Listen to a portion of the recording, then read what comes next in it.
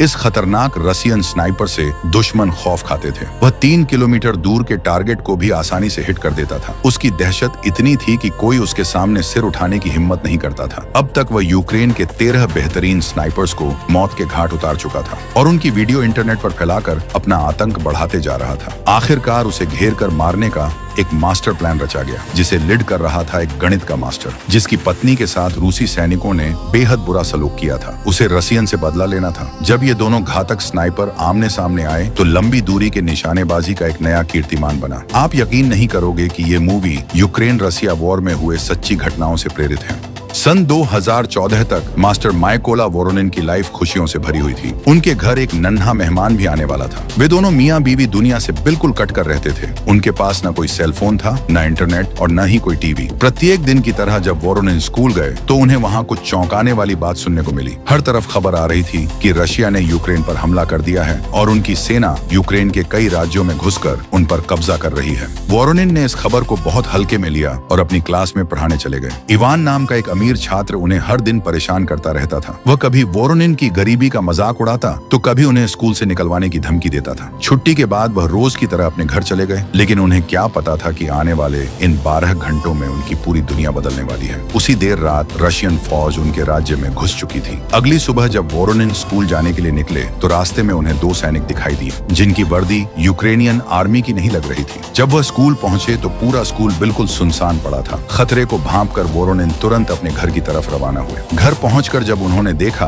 तो वे दोनों रशियन सैनिक उनकी बीवी नास्त्या को बेरहमी से पीट रहे थे। उन्होंने वोरोनिन को भी गन पॉइंट पर ले लिया और उन पर लात घूंसों की बारिश कर दी। नास्त्या के अजीब कपड़ों की वजह से सैनिकों को शक था कि वह कोई जासूस है। इस पर वोरोनिन ने रोते हुए बताया कि वह एक मास्टर है और वे दोनों पति पत्नी इसी घर में रहते हैं। उन्होंने यह भी गुहार लगाई कि नास्त्या पेट से है। उनकी असलियत का पता लगाने के लिए एक सैनिक घर के अंदर तलाशी लेने गया। जब उसे पूरा यकीन हो गया कि वे दोनों आम नागरिक हैं तो उसने उनके घर में आग लगा दी और उन्हें जिंदा छोड़कर वहां से जाने लगे। अपने घर को जलता देख नास्त्या से रहा नहीं गया। वह गुस्से में एक पत्थर उठाकर उन सैनिकों को मारने दौड़ी। तभी एक सैनिक ने पलटकर सीधा उस पर गोली चला दी। नास्त्या ने वहीं दम तोड़ दिया और पल भर में मास्टर वोरोनिन का हंसती खेलती दुनिया उजड़ गई। कुछ घंटे बाद वहां 2 यूक्रेनियन सैनिक आए। उन दोनों ने वोरोनिन के डॉक्यूमेंट्स वगैरह की जांच की, खुद नास्त्या की कब्र खोदी और उसका अंतिम संस्कार किया। अब वोरोनिन को बदला लेना था। उसने वहीं पर कसम खाई कि वह दुश्मनों को अपनी सरजमी से खदेड़ कर रहेगा। उसका डॉक्यूमेंट वेरिफिकेशन हुआ और यूक्रेनियन आर्मी में उसकी ट्रेनिंग शुरू हो गई। शुरुआत में तो वह गन असेंबल भी नहीं कर पा रहा था, लेकिन कड़ी मेहनत और जुनून से सब कुछ बहुत जल्दी बदल गया। बीते 8 महीनों में वह मास्टर से फौलाद बन गया। इसी बीच युद्ध के शुरुआत में ही स्नाइपर्स की कमी पड़ गई। यूक्रेनियन आर्मी के अधिकारी उन जवानों को चुनने आए जो स्नाइपिंग सीखकर मोर्चा संभालना चाहते थे। इस पर बैड, कलीम, दुनाय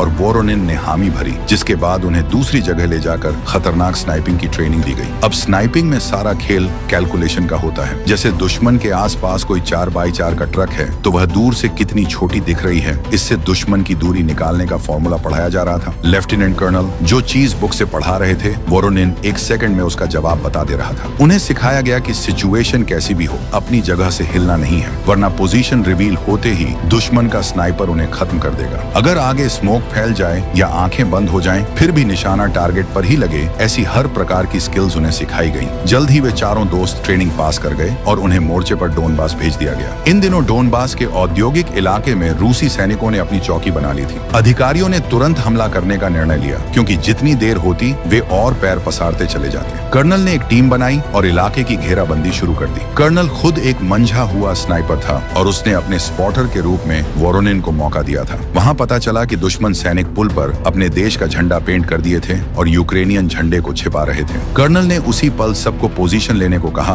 और टीम के सभी स्नाइपर्स ने एक टारगेट को चुन लिया, क्योंकि एक साथ सबको हेडशॉट मारना था। कर्नल ने 3 की उल्टी गिनती शुरू की। 0 पर सबको एक साथ गोली चलानी थी, लेकिन ऐन वक्त पर वहां एक सिविलियन कार आती दिखी, जिसकी वजह से उन्हें हमला रोकना पड़ा। उन यूक्रेनियन नागरिकों को रूसी सैनिकों द्वारा पुल पार करने से रोक दिया गया। उनसे उनके पासपोर्ट छीन लिए गए और आवाज उठाने पर सैनिक उन्हें पीटने लगे। ये देख कर्नल ने फिर से उल्टी गिनती शुरू की और 0 होते ही सबने एक साथ गोली चलाई। सारे दुश्मन सैनिक वहीं ढेर हो गए, केवल एक को छोड़कर। वह आखिरी सैनिक एक महिला को बंधक बनाकर कार की आड़ में छिप गया और यूक्रेनियन सैनिकों को उस औरत को मार देने की धमकी देने लगा। इसी बीच कर्नल ने सटीक निशाना साधा और उसे हेडशॉट मारकर खत्म कर दिया। इस तरह उन्होंने अपनी इस जगह पर दोबारा जीत का परचम लहरा दिया। हालांकि यह तो बस आने वाली तबाही की पहली झलक थी। दूसरी ओर कलीम और दुनाई भी एक मिशन पर थे। खबर थी कि रशिया का वह खतरनाक स्नाइपर इसी इलाके में छुपा हुआ था, बस उसकी लोकेशन पता करके उसे खत्म करना था। लेकिन वह रशियन स्नाइपर भी घात लगाए बैठा था। उसने कलीम और दुनाई से पहले ही उन्हें स्पॉट कर लिया और फिर वीडियो रिकॉर्डिंग शुरू करके सीधे गोली चला दी। इस हमले में कलीम मारा गया, जिसे जानकर उसके दोस्तों को बहुत दुख हुआ। अब उस खतरनाक रशियन स्नाइपर को खत्म करने की जिम्मेदारी लेफ्टिनेंट कर्नल को दी गई। कर्नल अपनी बटालियन लेकर उस एरिया में पहुंच गए जहां से दुश्मनों के आने की आशंका थी। उस पूरे रास्ते पर बम बिछा दिए गए और उसका ट्रिगर एक पेड़ के तने पर चिपकाकर पत्ते से ढक दिया गया। इसके बाद वे घंटों घात लगाकर छिपे रहे। तभी कुछ रशियन सैनिक उसी रास्ते पर आगे बढ़ते हुए दिखाई दिए। वोरोनिन ने जब गौर किया तो पता चला कि उन दुश्मनों में उसका वही पुराना छात्र इवान भी शामिल था। हालांकि कर्नल का आदेश मिलते ही वोरोनिन को उस बम के ट्रिगर पर शूट करना पड़ा। पल भर में एक जोरदार धमाका हुआ जिसमें इवान सहित सभी रूसी सैनिक मारे गए। धमाके के तुरंत बाद यूक्रेनियन टीम ने उनका असलहा वगैरह लूट ली। उसी पल कर्नल ने वोरोनिन से इवान के बारे में पूछताछ की तो वोरोनिन ने बताया कि वह उसके ही स्कूल का स्टूडेंट था। इस पर कर्नल उसे समझाते हुए कहते हैं कि दुखी होने की बिल्कुल जरूरत नहीं है, उसने अपनी मौत की मंजिल खुद चुनी थी। इसी प्रकार दुश्मनों का सफाया करते हुए उन्हें ऊपर पहाड़ी की तरफ चढ़ाई करनी थी। यह एक ऐसा मिशन था जिसमें उनकी जान कभी भी जा सकती थी। कर्नल अपने परिवार को लेकर काफी चिंतित थे क्योंकि उनकी 2 बेटियां थीं और वे उनसे यह कहकर आए थे कि वे किसी बिजनेस ट्रिप पर जा रहे हैं। उनकी बातें सुनकर वोरोनिन ने भी कर्नल को अपने गुजरे हुए परिवार के बारे में सब कुछ बता दिया। फिलहाल वे जहां पर तैनात थे उसकी पूरी जानकारी रशियंस को हो गई थी। उनका खतरनाक स्नाइपर 5 बख्तरबंद गाड़ियों के साथ इसी ओर चला आ रहा था। अब तक कर्नल और वोरोनिन ने अपनी बंदूकें तैयार कर ली थीं और फिर पूरे शरीर को घास फूस से ढककर वे पोजीशन ले चुके थे। कुछ देर बाद वोरोनिन को एक कार दिखी और वहीं पर 2 रूसी सैनिक भी तैनात थे। कर्नल ने आदेश दिया कि फिलहाल उन्हें सिर्फ निगरानी रखनी है, दुश्मन के ताकत का अंदाजा लगाने के लिए। लेकिन जैसे ही वोरोनिन ने स्कोप जूम किया उसके होश उड़ गए। सामने वही दोनों सैनिक थे जिन्होंने उसकी बीवी नास्तिया को मारा था। ये देखकर वोरोनिन का खून खौल उठा। उसने तुरंत कर्नल से गोली चलाने की इजाजत मांगी लेकिन कर्नल ने साफ मना कर दिया। इसके बावजूद वोरोनिन अपने गुस्से पर काबू नहीं रख पाया और ट्रिगर दबा दिया। उसकी गोली सीधे एक रूसी सैनिक की गर्दन में जा लगी और वह वहीं ढेर हो गया, जबकि उसका दूसरा साथी कवर में छिप गया। गोली की आवाज सुनते ही वह खतरनाक रूसी स्नाइपर चौकन्ना हो गया। उधर कर्नल वोरोनिन की इस लापरवाही पर बुरी तरह भड़क उठे क्योंकि उनकी पोजीशन अब दुश्मनों के सामने रिवील हो चुकी थी। लेकिन वोरोनिन पर तो जैसे खून सवार था। उसने नास्तिया के दूसरे कातिल को भी मारने के लिए 2 राउंड और फायर कर दिए। पेड़ के पीछे छिपे उस रशियन सैनिक ने तुरंत अपने स्नाइपर को उनकी एग्जैक्ट लोकेशन का सिग्नल दे दिया। इसी दौरान कर्नल ने उस रूसी स्नाइपर को स्पॉट कर लिया और दूरी का हिसाब लगाकर बताया कि वह ठीक 2 किलोमीटर की दूरी पर है। लेकिन कर्नल अपनी बात पूरी कर पाते उसके अगले ही सेकंड रूसी स्नाइपर की एक सटीक गोली सीधे उनके सिर में जा लगी। किसी तरह वोरोनिन कर्नल को अपनी पीठ पर लादकर गड्ढे की ओर रेंगने लगा। तभी दुश्मनों ने टैंक से अंधाधुंध गोले बरसाने शुरू कर दिए। उन्होंने उस जगह पर इतने गोले और बारूद दागे कि पूरा इलाका धुएं के गुबार से भर गया। गनीमत रही कि वोरोनिन कवर में जा पहुंचा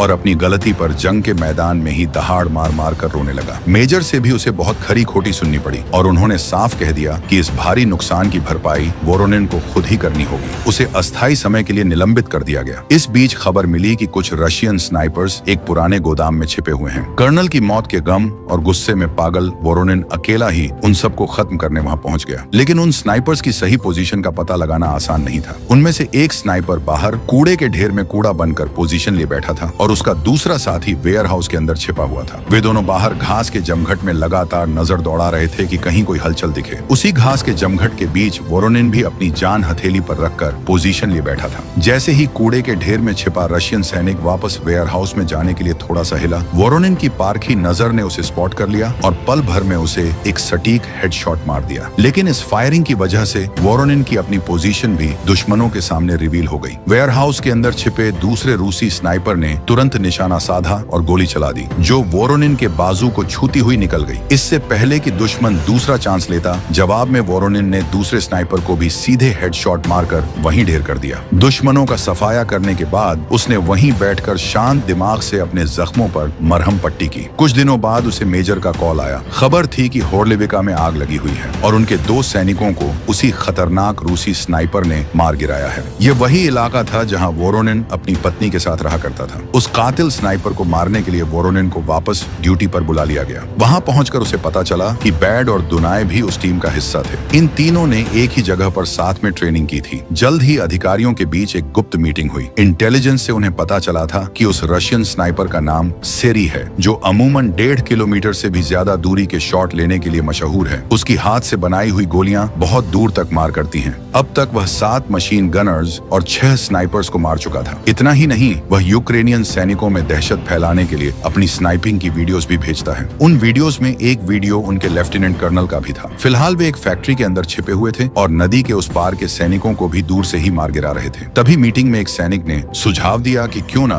उनके ऊपर आसमान से बम बरसा दिए जाएं। इस पर वोरोनिन बताता है कि वह एक केमिकल फैक्ट्री है जहां भारी मात्रा में क्लोरीन स्टोरेज है। अगर उस कंपनी को कुछ भी हुआ तो चारों तरफ भयंकर प्रदूषण और जहरीली गैस फैल जाएगी। यानी अब उनके पास कोई दूसरा रास्ता नहीं था, उन्हें जमीनी लड़ाई ही लड़नी होगी, वो भी बिल्कुल सफाई से। अनुमान था कि कंपनी के बाहर पहरे पर 5 सैनिक तैनात हैं, जबकि स्नाइपर्स क्लोरीन स्टोरेज वाले हिस्से में छिपे होंगे। उस संवेदनशील हिस्से में वे गलती से भी गोलियां नहीं चला सकते थे। इसलिए वोरोनिन को यह खास काम सौंपा गया कि जब टीम बाहर के सैनिकों को खत्म कर देगी तो रास्ता क्लियर होते ही वोरोनिन अकेले सेरी को खत्म करने के लिए कंपनी के अंदर दाखिल होगा। जल्द ही यूक्रेनियन आर्मी द्वारा उस पूरी कंपनी की घेराबंदी शुरू कर दी गई। वोरोनिन रेंगते हुए कंपनी के पिछले हिस्से के बेहद करीब जा पहुंचा था, जबकि उसके बाकी साथी भी अपनी अपनी पोजीशन ले चुके थे। जैसा कि पहले अनुमान लगाया गया था, रूसी स्नाइपर सेरी और उसका पहला साथी क्लोरीन स्टोरेज के अंदर घात लगाए बैठे थे, जबकि उनका दूसरा स्नाइपर छत के ऊपर पोजीशन लिए हुए था। बाकी के आम सैनिक कंपनी के बाहरी हिस्से में कड़ी निगरानी रख रहे थे। इस बीच वोरोनिन चुपचाप कंपनी के पिछले हिस्से में दाखिल हो चुका था। दबे पांव आगे बढ़ते हुए उसने वहां तैनात 2 रूसी सैनिकों को स्पॉट किया और अपनी साइलेंसर वाली बंदूक से एक सैनिक को वहीं ढेर कर दिया। अब दूसरा सैनिक भी उसकी गन पॉइंट पर था, लेकिन उसे गोली मारने से पहले वोरोनिन उसके सामने आता है और उसे अपना चेहरा दिखाता है, ताकि उस बेरहम सैनिक को याद आए कि यह वही मास्टर है जिसका घर संसार उसने उजाड़ा था। वोरोनिन को जिंदा देख वह रूसी सैनिक खौफ से कांपने की बजाय तंज कसते हुए कहता है, मुझे तुझे उसी दिन जान से मार देना चाहिए था। लेकिन अगले ही पल वोरोनिन उसे भी मौत के घाट उतार देता है। अब यूक्रेनियन टीम एक साथ कंपनी के बाहर तैनात बाकी सैनिकों पर हमला करने के लिए बिल्कुल तैयार थी। उनका एक साथी कंपनी के पास ही बनी एक ऊंची बिल्डिंग में मशीन गन लेकर मोर्चा संभाल चुका था। टीम का एक जवान उल्टी गिनती शुरू करता है और 0 होते ही सभी स्नाइपर्स एक साथ अपने अपने टारगेट को हिट कर देते हैं। ठीक उसी वक्त मशीन गन से भी अंधाधुंध हवाई फायरिंग की गई, ताकि गोलियों की गूंज में सेरी को स्नाइपर्स की सही लोकेशन का पता न चल सके। चाल बिल्कुल कामयाब रही। सेरी को शुरुआती फायरिंग का अंदाजा नहीं हुआ, पर शक होने पर उसने तुरंत रेडियो पर अपने पहले और फिर छत पर तैनात दूसरे स्नाइपर से संपर्क करने की कोशिश की,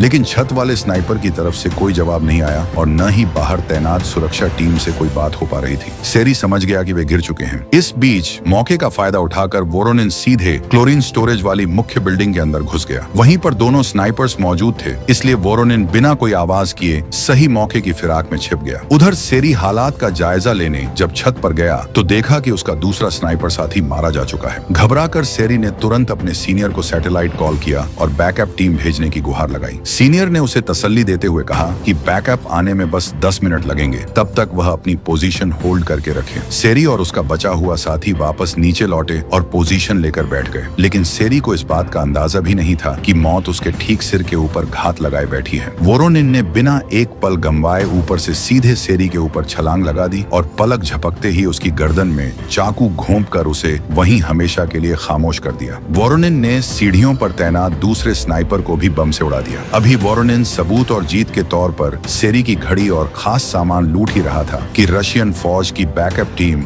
वहां आ धमकी। रूसी सैनिक एक बड़े ट्रक में सवार होकर आए थे। वोरोनिन ने बिना डरे सेरी की ही स्नाइपर गन उठाई और एक सटीक शॉट मारकर सीधे ट्रक के ड्राइवर को ढेर कर दिया। ड्राइवर के मरते ही रूसी जवानों में हड़कंप मच गया। उन्होंने तुरंत अपनी जान बचाने के लिए ट्रक के चारों तरफ स्मोक फैला दिया और पोजीशन ले ली, लेकिन यूक्रेनियन स्नाइपर्स की फील्डिंग तो पहले से ही सेट थी। धुएं के बीच से जैसे ही कोई रूसी सैनिक बाहर निकलता, बाहर तैनात स्नाइपर्स एक एक करके उन सबको अपनी गोलियों का निशाना बना देते। आखिरकार उनका यह बेहद खतरनाक मिशन पूरी तरह सफल रहा। इस खौफनाक जंग को जीतने के बाद मास्टर वोरोनिन सीधे अपनी प्यारी बीवी नास्त्या की कब्र पर गया, जहां कभी उन दोनों का हंसता खेलता खुशियों से भरा आशियाना हुआ करता था। था। तो दोस्तों, सच्ची घटनाओं से प्रेरित देशभक्ति और प्रतिशोध की यह रोंगटे खड़े कर देने वाली कहानी आपको कैसी लगी? हमें कमेंट करके जरूर बताएं और चैनल को सब्सक्राइब करना न भूलें।